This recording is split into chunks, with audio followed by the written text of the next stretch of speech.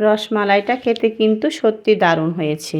মিষ্টির দোকানের মতো সফট তুলতুলে রসমালাই রেসিপি বানানো একদম সহজ। আজকে রসমালাই আমি কম সময়ে বানিয়েছি। আসসালামু আলাইকুম, সবাই নিশ্চয়ই ভালো আছেন। রসমালাই তৈরি করতে আর কারো কোনো ভুল হবে না। এই ভিডিওটি যদি একদম প্রথম থেকে শেষ পর্যন্ত দেখেন তাহলে 2 কাপ গুঁড়ো দুধ দিয়ে একদম পারফেক্ট রসমালাইয়ে কেউ যে কোনো সময়ে বানিয়ে ফেলতে পারবেন। একটা বাটিতে 2 কাপ গুঁড়ো দুধের সাথে 1 টেবিল চামচ ঘি দিয়ে গুঁড়ো দুধে ঘিটা ভালো করে মিশিয়ে নিতে হবে।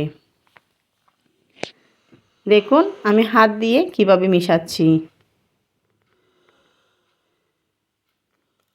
এবার ছোট চামচে হাফ চামচ বেকিং পাউডার দিয়ে এটাও মিশিয়ে নিতে হবে।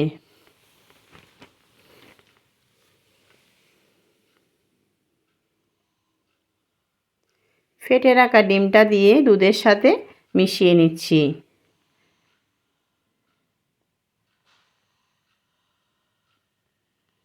যদি গুঁড়ো দুধের মিশ্রণটা শুকনো মনে হয় সামান্য লিকুইড দুধ দিয়ে মেখে নিতে হবে। 2 থেকে 3 মিনিট ধরে মেখে আর মাখতে মাখতে দেখবেন হাতের মধ্যে লেগে যাচ্ছে। এই পর্যায়ে মোটামুটি 3 মিনিট ধরে মেখে নিতে হবে। এবার এটাকে রেস্টে রাখতে হবে ঢাকনা দিয়ে 10 মিনিট। রেস্টে রাখার পর এটা আর হাতে লেগে যাবে না। রসমালাইয়ে শেপ দিতে হবে। মিশ্রণ থেকে একটু অংশ নিয়ে হাত দিয়ে মুঠো করে 2 হাতের সাহায্যে ঘুরিয়ে গোল শেপ দিয়ে দিব।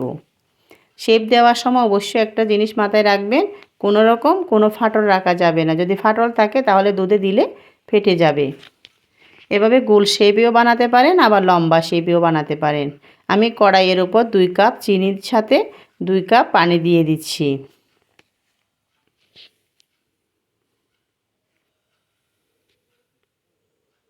দুইটা এলাচ, 3টা দারচিনি দিয়ে স্বাদ অনুযায়ী লবণ দিয়ে দিচ্ছি। শিরাতে যখন ভালো করে বলক চলে আসবে তখন মিষ্টির এই বলগুলো একে একে দিয়ে দেব। মিষ্টিগুলো ছাড়ার সময় চুলার আঁচটা কমিয়ে দিতে হবে। এভাবে কড়াইয়ের হাতল ধরে নেড়ে ঢাকনা দিয়ে 10 মিনিটের মতো জাল করে নিতে হবে। 10 মিনিট পর ঢাকনাটাকে সরিয়ে নিয়ে চুলাটাকে বন্ধ করে দিতে হবে। এর থেকে বেশি জাল করা যাবে না। এই শিরাতে রেখে মিষ্টিগুলো ঠান্ডা করে নিতে হবে। এবার মালাই তৈরি করে নেব। আজকে মালাইটা একদম সহজ পদ্ধতিতে শেয়ার করছি। 1 টেবিল চামচ চিনি প্যানে দিয়ে একটু ক্যারামেল বানিয়ে নিয়েছি। 2 কাপ লিকুইড দুধ দিয়ে দিচ্ছি। 2 টেবিল চামচ গুঁড়ো দুধ দিয়ে 2 টেবিল চামচ কনডেন্স মিল্ক দিয়ে বেশ কিছুক্ষণ জাল করে মালাইটা রেডি করে নিব। তৈরি করা মিষ্টিগুলোর উপর মালাইটা দিয়ে হালকা হাতল ধরে নেড়ে জাল করে নিচ্ছি 5 মিনিট।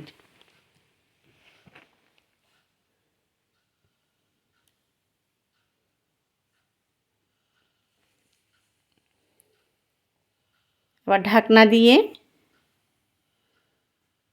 আরও একটু জাল করে নিচ্ছি। 5 মিনিট পর চুলা বন্ধ করে নামিয়ে মিষ্টি মালাইয়ে রেখে ঠান্ডা করে নিতে হবে। ঠান্ডা হলেই পরিবেশন করে নিতে হবে। যতক্ষণ মালাইয়ে ডুবিয়ে রাখবেন তত খেতে ভালো লাগবে। কিছুটা ঠান্ডা হওয়ার পর আপনাদের শেয়ার করেছি। যদি নরমাল ফ্রিজে রেখে দিই আরও ঘন হয়ে আসবে। মিষ্টির দোকানের রসমালাইগুলো এরকম তুলতুলে হয়ে থাকে। আশা করছি আজকের এই রসমালাই রেসিপিটি আপনাদেরও ভালো লেগেছে। সবাইকে ধন্যবাদ জানাচ্ছি এতক্ষণ ধরে আমার এই রসমালাই রেসিপিটি দেখার জন্য। রেসিপিটি ভালো লাগলে পেজে লাইক এবং চ্যানেলে সাবস্ক্রাইব করে রাখবেন।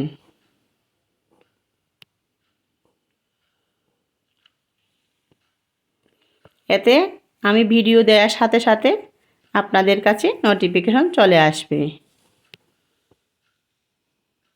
অনেক ভালো থাকবেন। এবার বিদায় নিচ্ছি। আল্লাহ হাফেজ।